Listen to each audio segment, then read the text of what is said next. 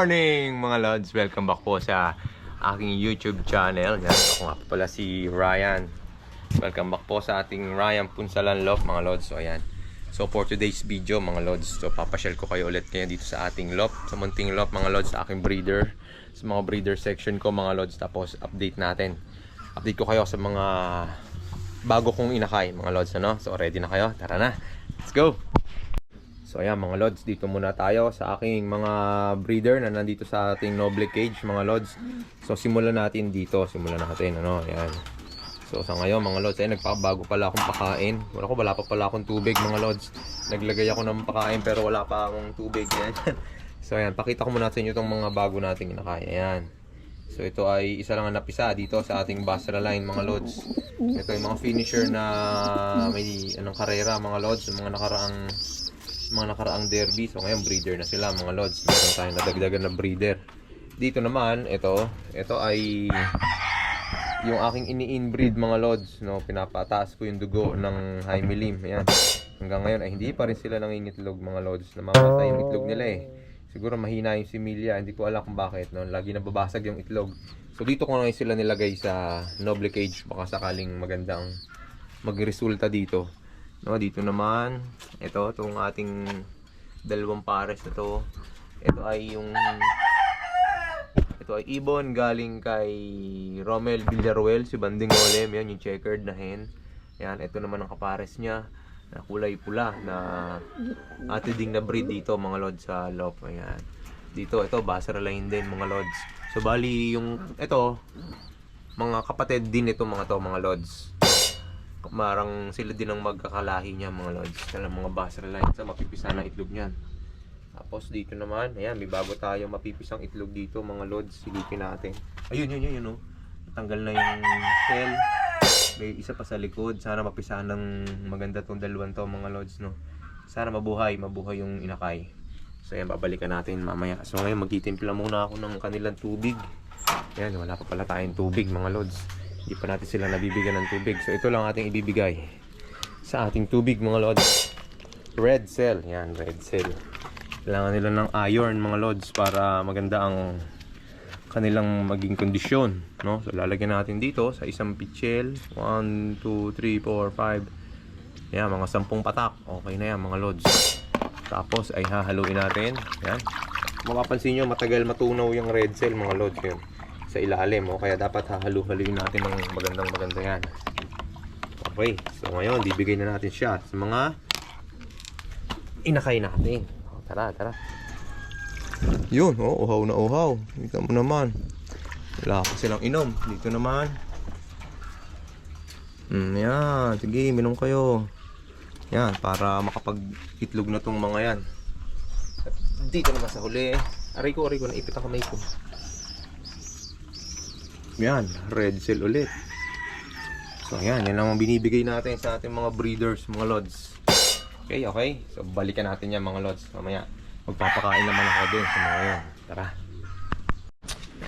So yan, dito mga lods, ganun din. Ito din na ibibigay ko na tubig sa aking mga breeders dun sa malalaki. Yan. Pupunuin ko lang yan mga lods. May matitira pa ako dito ng konti, oh. Diba? Ayan, stop. Tapos takpan na natin. Yan. Tara, bigay na natin sa mga breeder. Ito na mga lods, dito ko na siya ibibigay. Dito ko na ilalagay yan. Bahala na silang uminom dyan. So maya lang, ubos na rin yan mga lods bago magting ng hapon. Yan, malakas sila sa tubig ngayon kasi medyo mainit ang panahon. Kaya ano, o yan, naghahanap pa ng patuka, oh. Mga gutom pa rin mga lods. So bigyan pa natin ng isa pang takal yung mga yan. Tara. Yan. Whoop. So ito na mga lods, sa pantakal ng Enerton. So yan lang binibigay ko mga lods. Thunderbird products lang, okay na yan.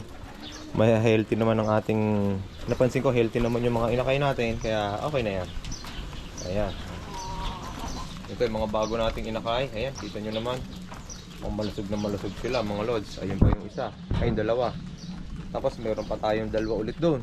Ayun, dalawang pula. Kita nyo, ayun, dalawang pula sa baba.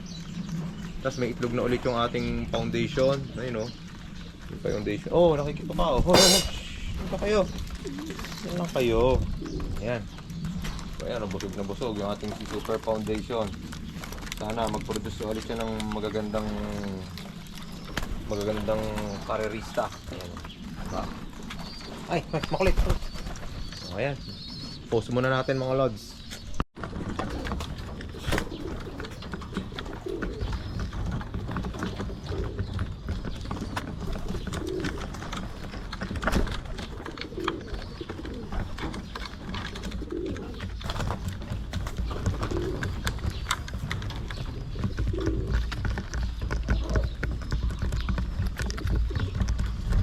Ayan mga lods, dito ito nga pala yung pakita ko na rin sa inyo to. Ayan, pakita ko na rin tong aking project na to mga lods. Tong project dito ay Project Goke. Ayan, yan ang aking tawag dyan, Project Goke. So, ini-inbreed ko tong magtatay na to, magtatay na Benito Goke. Sana maglabas sila ng madaming magagandang, ano ba yan? Maglabas sila ng madaming magagandang stock bird mga lods. Ayan. So bali ito yung cock, yung tatay, noon. So itong cock na to mga lods ay nag-produce na rin yan ng Katbalogan Clacker mga lods. So ulitin ko lang, kaya pararamihin ko yung lahi nila mga lods.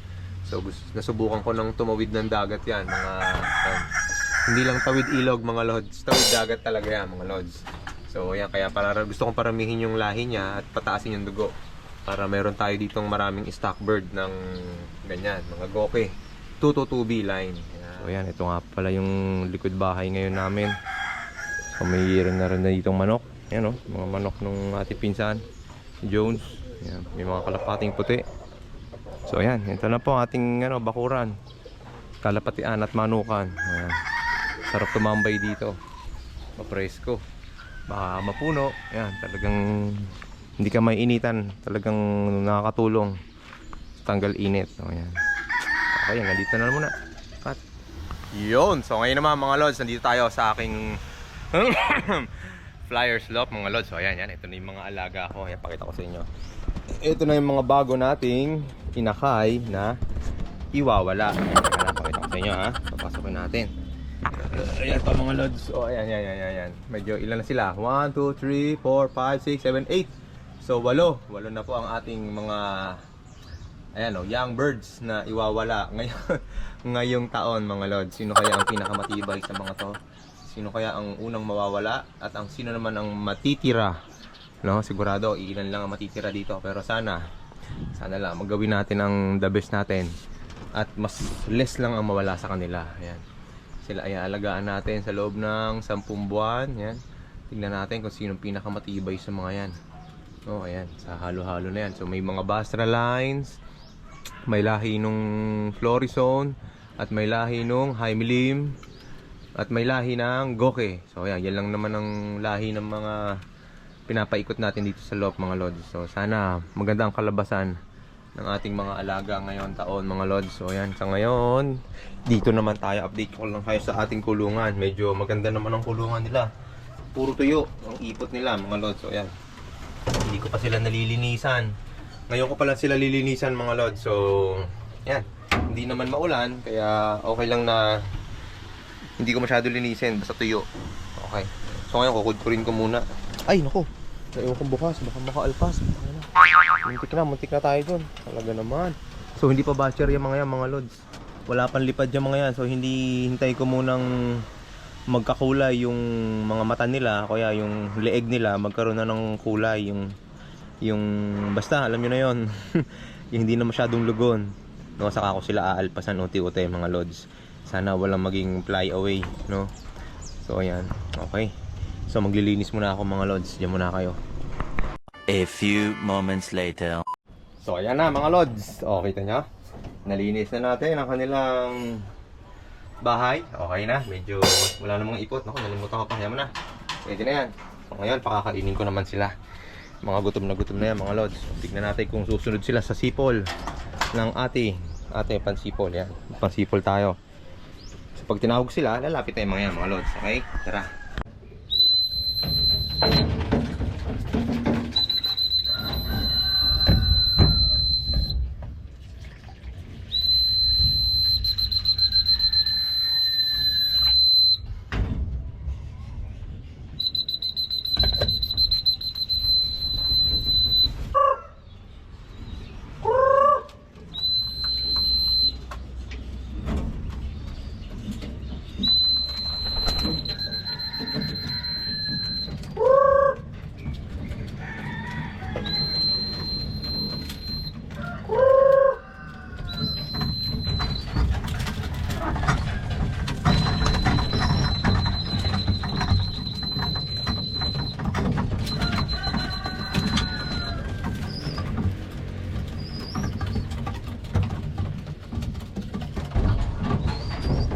Yes! So ayan mga lods, nakakain na sila.